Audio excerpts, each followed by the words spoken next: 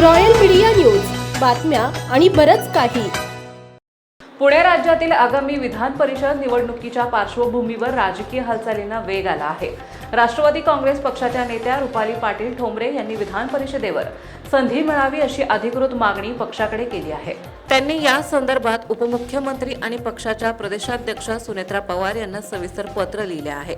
विधान परिषदेत सक्षम आणि लढाऊ महिला प्रतिनिधींची गरज असल्याचं सांगत त्यांनी आपली दावेदारी प्रबळ असल्याचं ठामपणे मांडले आहे. केंद्रीय निवडणूक आयोगाने महाराष्ट्र विधान परिषदेच्या 9 जागांसाठी निवडणूक जाहीर केली आहे. या निवडणुकांसाठी उमेदवारी अर्ज भरण्याचा शेवटचा दिवस 30 एप्रिल 2026 असणार आहे.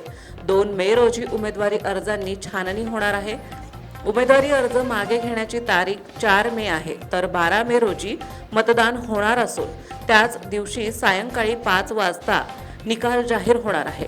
या निवडणुकीच्या पार्श्वभूमीवर रुपाली ठोंबरे यांनी उमेदवारी देण्याची मागणी केली आहे.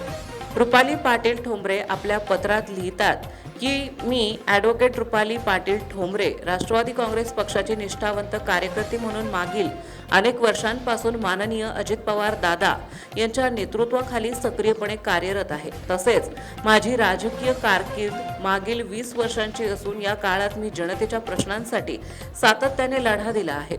माझी नगरसेविका आणि शहर सुधारणा समिती अध्यक्ष म्हणून काम करताना मी प्रशासनावर प्रभावी पकड ठेवून अनेक विकास कामे मार्गी लावले आहेत.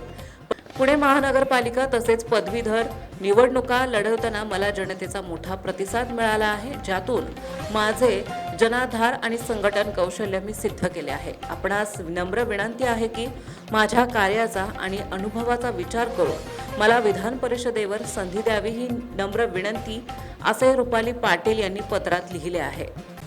महाराष्ट्रातील ताज्या आणि महत्त्वपूर्ण बातम्या पाहण्यासाठी आजच आमच्या रॉयल मीडिया न्यूज चॅनलला सबस्क्राईब करा आणि बेल आयकॉन प्रेस करा.